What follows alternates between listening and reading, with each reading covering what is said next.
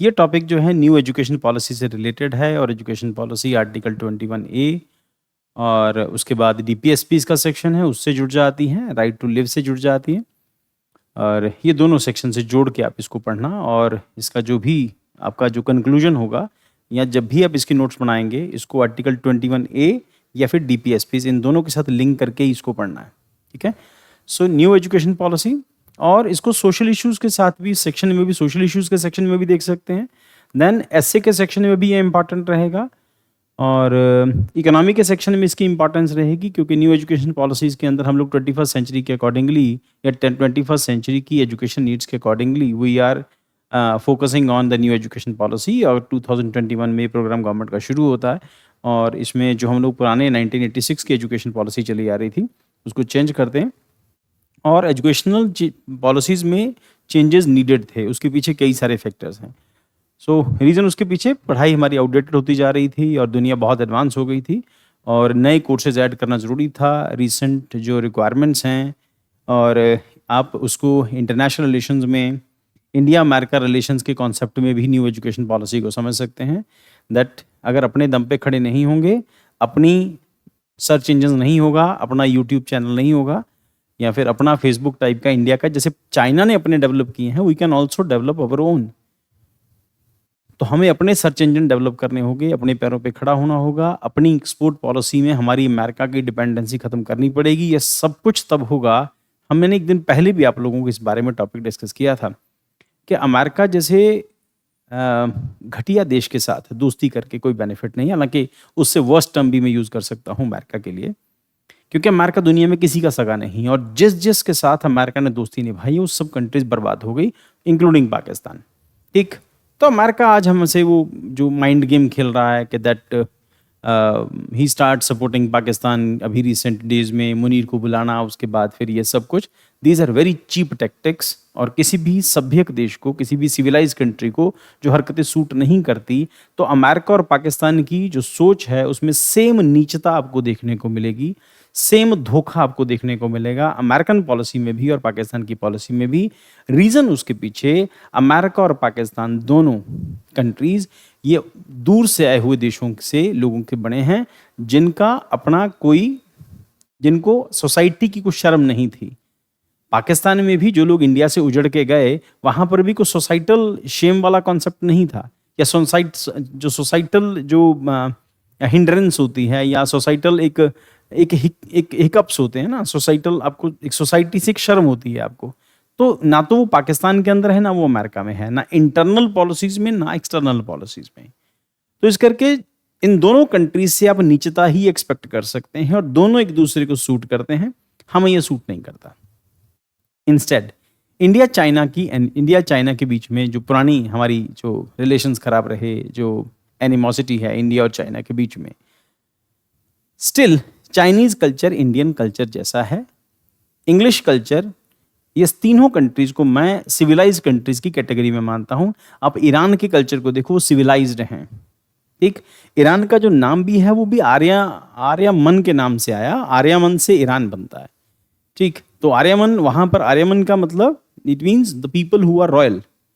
ठीक, तो ईरान से वो कॉन्सेप्ट डेवलप हुआ। ईरान, इंडिया, सीरिया और इंग्लैंड, ये सिविलाइज्ड कंट्रीज हैं। कुछ आप फ्रांस को भी कुछ वैसा मान सकते हैं, बाकी आप सिविलाइजेशन की एक्सपेक्टेशन नहीं कर सकते। आज बेशक इजराइल हमारा दोस्त है, आज बेशक अमेरिका हमारा दोस्त है, पर ये सभी वही कंट्रीज हैं जहां पर दूसरे देशों से आए हुए लोग बसते हैं। ठीक, तो इन कंट्रीज में बहुत ज़्यादा आपको एथिक्स फॉलो करते हुई, सोशल एथिक्स को फॉलो करती हुई कंट्रीज नहीं मिलेंगी आपको, ना नेशनल सफियर में ना इंटरनेशनल सफियर्स में।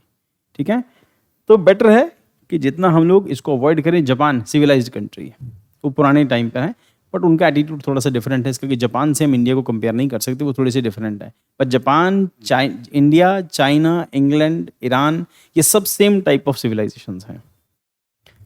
पाकिस्तान को हम उस कैटेगरी में कंसिडर नहीं करते। अमेरिका और पाकिस्तान सेम नेचर के लोग हैं। तो अगर हमें अमेरिका से कंपटीशन करना है, we are the third largest economy in the world, would be third largest. तो साल 2 साल के अंदर और थर्ड लार्जेस्ट इकोनॉमी हो जाएंगे। तो अमेरिका के लिए सेकंड और थर्ड उसके कंपिटिटर्स हो गए ना। तो अगर हम अमेरिका के कंपटीटर हैं, अगर अगर अमेरिका हमें कंपटीटर मानता है, इसी करके वो टैरिफ का जो कॉन्सेप्ट है अमेरिका ने शुरू किया, तो इसका मतलब हमें अमेरिका को कंपटीशन देना है। हमें अमेरिका के पीछे-पीछे नहीं चलना, हमें अमेरिका से आगे जाना है। तो अगर हमें अमेरिका से आगे जाना है, हमें अपनी एजुकेशन पॉलिसीज़ में, एजुकेशन नीड्स में, एजुकेशनल इंफ्रास्ट्रक्चर के अंदर हमको कुल मिला के सारे चेंजेस करने पड़ेंगे। ठीक? तो अगर अमेरिका के पैर में अपना पैर रखेंगे तो हम छोटे हो जाएँगे। तो इस करके हमें अपने फुटस्टेप्स छोड़ने हैं, अपने फुटस्टेप्स अपने छोड़ने हैं, जिसको अमेरिका फ़ॉलो करे। अमेरिका के फुटस्टेप्स पे हमें नहीं जाना। वो कहते हैं हाथी के पैर में सबका पैर। इस टाइम हाथी का पैर अमेरिका, हमें अपना पैर हाथी के पैर में कन्वर्ट करना है। जो वो जो फ़िल्म जो उसको बुक लिखी है, कैन द एलिफेंट डांस, है ना? तो एलिफेंट शुड डांस। तो उस करके हमें नई एजुकेशन पॉलिसी के अंदर कई सारे चेंजेस जो गवर्नमेंट लेके आई, इसमें और रिफाइनमेंट करेंगे। स्कूल एजुकेशन अच्छी होगी, कॉलेज एजुकेशन अच्छी होगी, तो कंपैरेटिवली इंडिया से बेटर क्वालिटी के स्टूडेंट्स निकलेंगे। चलो, why in India? July 2025 mark 5 years since the launch of NEP, new education policy. While foundational reforms begin, many key components remain unfulfilled due to the center-state friction, institutional bottlenecks, and resource limitations. About NEP 2020, क्या policy है? New education policy में क्या क्या चीजें आई? जुलाई 2020 में policy लेके आते हैं, रिप्लेसेस 1986 की एजुकेशन पॉलिसी को रिप्लेस करती है। विजन क्या है? Inclusive, flexible, multidisciplinary education system aligned with 21st century needs, focus early childhood care, foundational literacy, vocational training. Now foundational literacy, vocational training, mother tongue learning, digital integration and flexible higher education. अब digital training या digital education जो new education policy का part है, हम उस system से निकल के आते हैं जहाँ हमें गांव में बिजली नहीं होती थी। आज भी हम लोग इंडिया में कई सारे स्कूल, आज पंजाब में भी कई सारे स्कूल्स ऐसे हैं जिन स्कूल्स के अंदर 6 क्लासेस के लिए, 7 क्लासेस के लिए, 5 क्लासेस के लिए एक टीचर है। स्टिल, क्योंकि स्टेट की रिस्पॉन्सिबिलिटी है थोड़ी सी। न्यू एजुकेशन पॉलिसी के अंदर डिजिटली इनको लिटरेट करना है। अब नहीं होगा, 5-7 साल के बाद, 10 साल के बाद ये सब चीज़ें इंप्रूव हो जाएंगी। तो हमें अगले 5 साल के लिए प्रिपेयर रहना है। तो जो नई जनरेशन है जो अपने पास निकल के आ रही है, इनको डिजिटली लिटरेट करना है। ठीक? सो उसके लिए जो गवर्नमेंट के जो प्रोग्राम्स है उसमें की achievement of the 5 year plan क्या क्या अचीव हुआ है।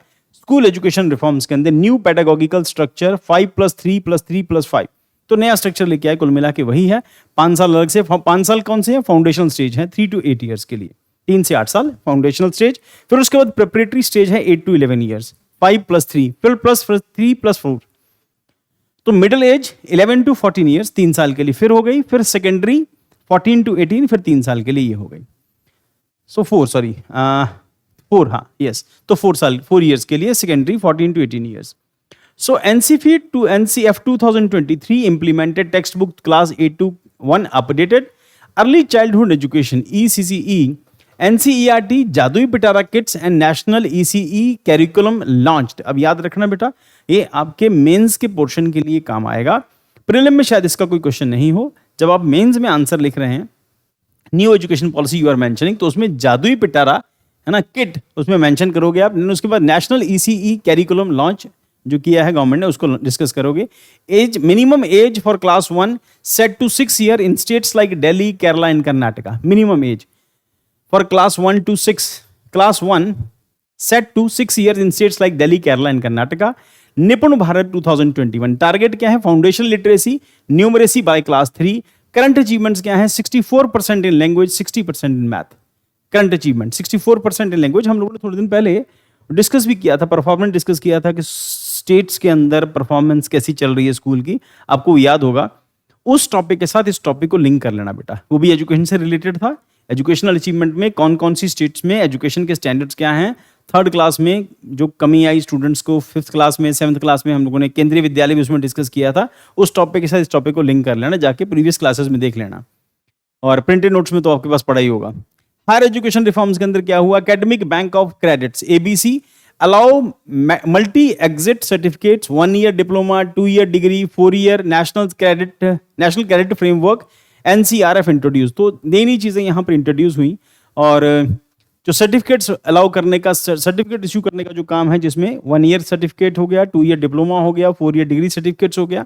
Common university entrance test CUET, आप सबको पता होगा, दिल्ली यूनिवर्सिटी में, बड़े कॉलेजेस में, यूनिवर्सिटीज में या कॉलेजेस में एडमिशन के लिए पहले बहुत मारामारी होती थी, 99% मार्क्स वाला, 99.5% वाला, 100% तक कट ऑफ जाती थी सेंट स्टेफन जैसे कॉलेज में, लेडी श्री राम कॉलेज जैसे कॉलेजेस के अंदर, तो दिल्ली स्कूल ऑफ इकोनॉमिक्स के अंदर। अभी क्या है, सीयूईटी टेस्ट है, तो जो टेस्ट क्लियर करेगा वो उसको अच्छे कॉलेजेस में एडमिशन मिल जाएगा। Single national level exam for the college admission since 2022।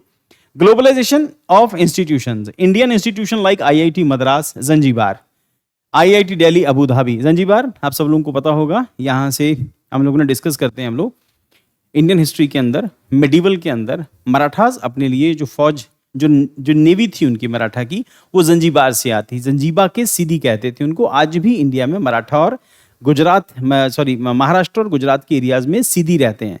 They are Africans, black हैं, बट अब क्योंकि इंडिया में रहते हैं तो हिंदी बोलते हैं या मराठी बोलते हैं, तो सीधी इज फ्रॉम अफ्रीका।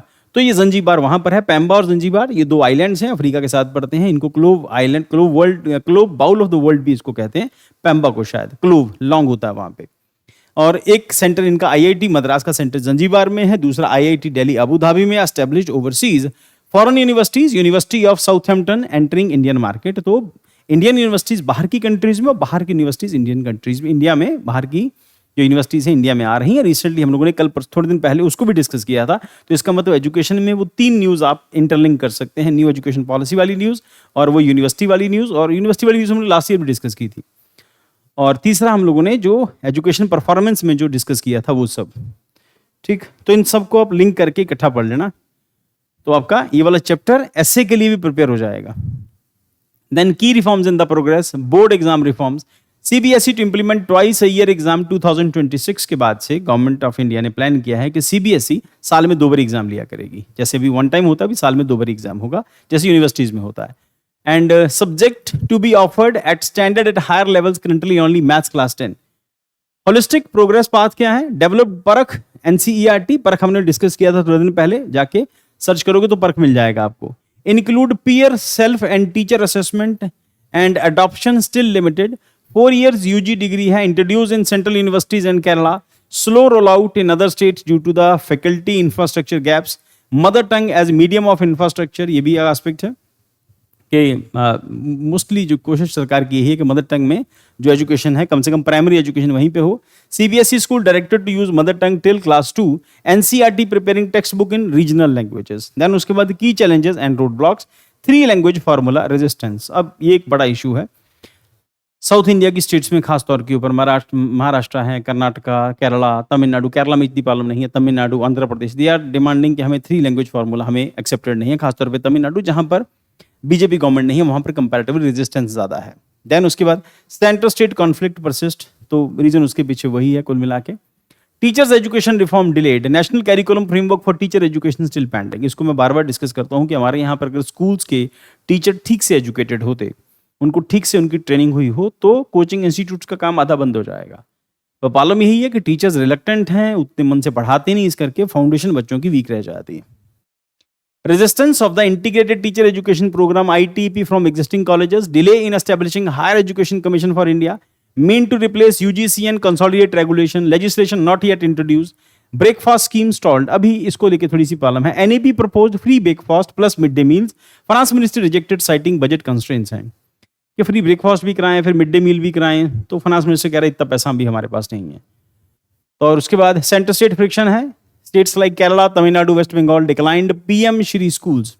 तो जैसे हम लोगों ने PM श्री स्कीम भी हम लोगों ने यहाँ पर डिस्कस की हुई है, आप उसको भी जोड़ लेना बेटा इसके साथ करंट अफेयर के अंदर। देन सेंटर विदहेल्ड समग्र शिक्षा fund, Tamil Nadu moved supreme court, क्योंकि सेंट्रल गवर्नमेंट ने फंड रोक लिए थे तो फिर तमिलनाडु सुप्रीम कोर्ट जाता है। Policy U turn, Karnataka adopted 4-year UG model later scrapped under new government, drafting its own state education policy। अब स्टेट्स के साथ हमेशा रहता है कि वो सेंट्रल गवर्नमेंट की पॉलिसी को फॉलो नहीं करेंगे, वो अपनी पॉलिसी लेके आएंगे, क्योंकि स्टेट सब्जेक्ट भी है, क्योंकि ये कंकरेंट लिस्ट में आता है इस करके।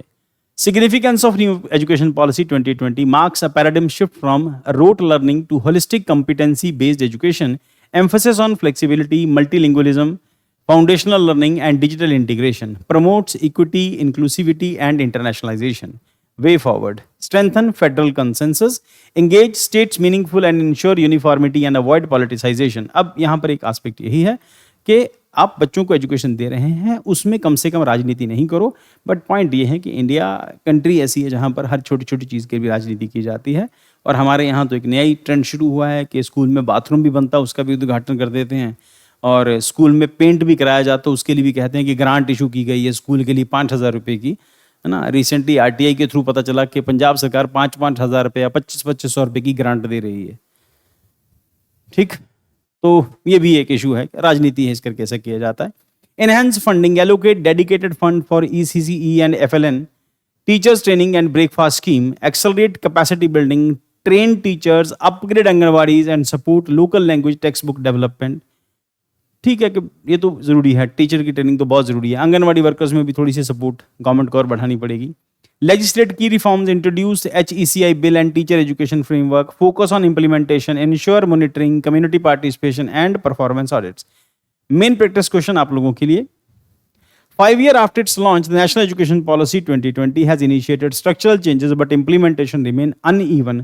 Critically examine the achievement and roadblocks in the implementation of NEP 250 word. जितना मैंने आप लोगों को एजुकेशन से रिलेटेड जितने टॉपिक कवर किए हैं हम लोगों ने क्लासरूम प्रोग्राम्स के अंदर, वो सारी न्यूज़ को इसके साथ जोड़ लो और जिसमें यूनिवर्सिटी वाला एक सेक्शन भी जोड़ सकते हैं आप और जो रिपोर्ट आई है उसके अकॉर्डिंगली जैसे एजुकेशन बहुत अच्छे से इंप्लीमेंट नहीं हो रहा वो वाला।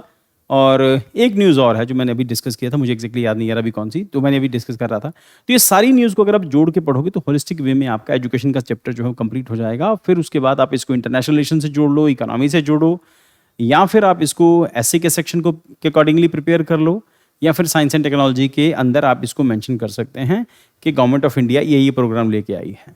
ठीक, सो आपका एक चैप्टर कंप्लीट हो जाएगा बेटा। शायद इसके बाहर कुछ आएगा भी नहीं। इससे बाहर अगर आप टॉपिक को एज अ होलिस्टिक वे में अगर आप टॉपिक को देखते हैं, इसके बाहर बचा ही क्या है। ठीक है, तो इस करके आपको थोड़ा सा अवेयर होकर इन सारे टॉपिक्स को क्लब कर देना बस।